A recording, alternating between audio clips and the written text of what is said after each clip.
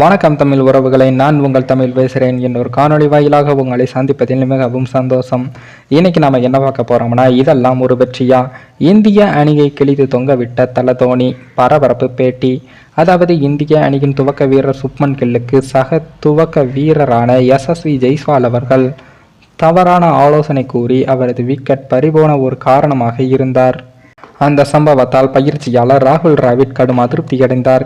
India versus தென்னாப்பிரிக்க அணிகள் மோதிய 3வது T20 போட்டியில் இந்திய அணி முதலில் பேட்டிங் செய்தது. துவக்க வீரர்கள் சுப்மன் கில், யசஸ்வி ஜெய்ஸ்வால் கடந்த போட்டியில் டக்கோட்டாக இருந்ததால் இந்த முறை ரன் குவிக்க வேண்டும் என்ற முனைப்பில் இருந்தார்கள். முதல் ஓவரில் சுப்மன் கில் 2 பவுண்டரி அடித்தார். இரண்டாவது ஓவரில் ஜெய்ஸ்வால் 2 4 ஒரு சிக்ஸர் அடித்தார். அதுவரை எல்லாம் திட்டமிட்டபடிதான் சென்றது. தென்னாப்பிரிக்க சுழற்பந்து வீச்சாளர் கேசவ் மகாராஜ் வீசிய 3வது ஓவரில் சுப்மன் கில் காலில் பந்து பட்டது. அப்போது அம்பையர் LBW என அவுட் கொடுத்து விட்டார். சுப்மன் கில் ரிவ்யூ செய்யலாமா வேண்டாமா என்ற குழப்பத்தில் எதிரில் இருந்த ஜெய்ஸ்வாலுடன் ரிவ்யூ கேட்பது பற்றி ஆலோசித்தார். பந்து லெக் திசையில் சென்று இருந்தால் ஸ்டம்பில் படாமல் செல்ல வாய்ப்பு இருந்ததால் சுப்மன் கில் அது குறித்து ஜெய்ஸ்வாலிடம் கேட்டு இருக்கக்கூடும். ஆனால் ஜெய்ஸ்வால் நிச்சயமாக பந்து நேராக சென்றது என்று கூறிவிடவே சுப்மன் கில் ரிவ்யூ கேட்காமல் அவுட் தான் என ஒப்புக்கொண்டு வெளியேறினார்.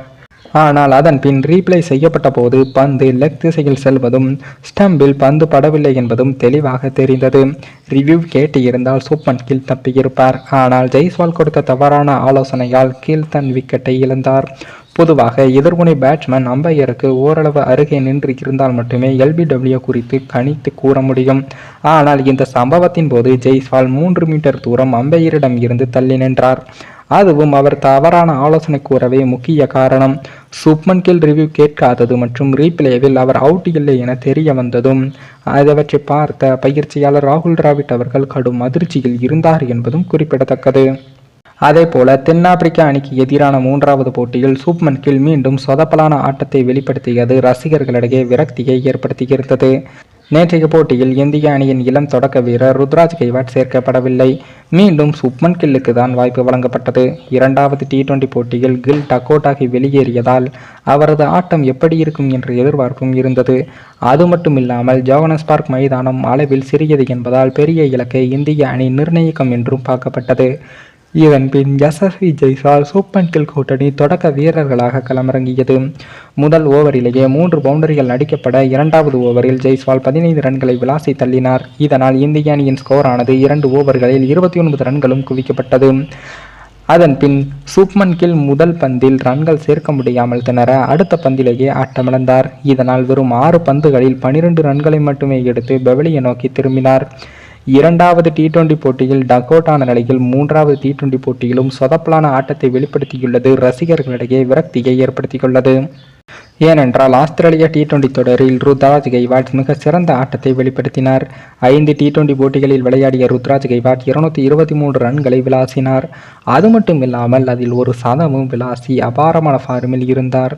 ஆனால் சுப்மன் கில் அணிக்கு திரும்பிய பின் ருத்ராஜ் கெய்வாட் பெஞ்ச் செய்யப்பட்டு உள்ளார். 2வது T20யின் போது அவரின் உடல்நிலை சரியில்லை என்று கேப்டன் சூரியகுமார் யாதவ் விளக்கமளித்த நிலையில் நேற்றைய போட்டியில் சேர்க்கப்படாதது குறித்து எந்த விளக்கத்தையும் அளிக்கப்படவில்லை. இதனால் ருத்ராஜ் கெய்வாட்டை இந்திய அணி நிர்வாகம் மற்ற ஒரு ஆப்ஷனாக பார்ப்பதாக ரசிகர்கள் விமர்சித்து வருகிறார்கள். மேலும் ஆஸ்திரேலியா தொடரில் சிறப்பாக செயல்பட்ட ருத்ராஜை நீக்கிவிட்டு அவருக்கு பதிலாக சுப்மன் கில் தென்னாப்பிரிக்காவுக்கு எதிரான பிளேயிங் 11இல் கொண்டு வரப்பட்டார். ஆனால் விளையாடிய 2 போட்டிகளிலும் முதல் போட்டியில் டக் அவுட், 2வது போட்டியில் 12 ரன்களுக்கு அவுட் என இந்திய அணியை தத்தளிக்க விட்டார். அதில் முதல் போட்டியில் இந்திய அணியை தோல்வியை தழுவ காரணம் ஓப்பனிங்கில் தொடர்ந்து விக்கெட்டை பறிகொடுத்துதான். அந்த நேரத்தில் ருத்ராஜ் மட்டும் இருந்திருந்தால் கண்டிப்பாக நல்லதொரு இன்னிங்ஸை கொடுத்து இந்திய அணியை வெற்றி பெற வைத்து இருப்பார். ஆனால் தேவையில்லாமல் சுப்மன் கில் பிளேயிங் 11இல் இடம் கொடுத்தது தேவையில்லாதது என்பது போலதான் தல தோனி அவர்கள் கடுமையான தனது கருத்தையும் முன்வைத்து இருந்தார் என்பதும் குறிப்பிடத்தக்கது. மேலும் இந்த வீடியோ ஏதோ ஒரு விதத்தில் உங்களுக்கு பிடித்திருக்கும் என்று நினைக்கிறேன். நம்ம சேனலுக்கு புதிதாக வீடியோ பார்க்கிறீர்கள் என்றால் மறக்காமல் சப்ஸ்கிரைபர் பண்ணிவிட்டு பாருங்கள். இன்னொரு வீடியோவை சந்திக்கும் வரை நான் உங்கள் தமிழ்.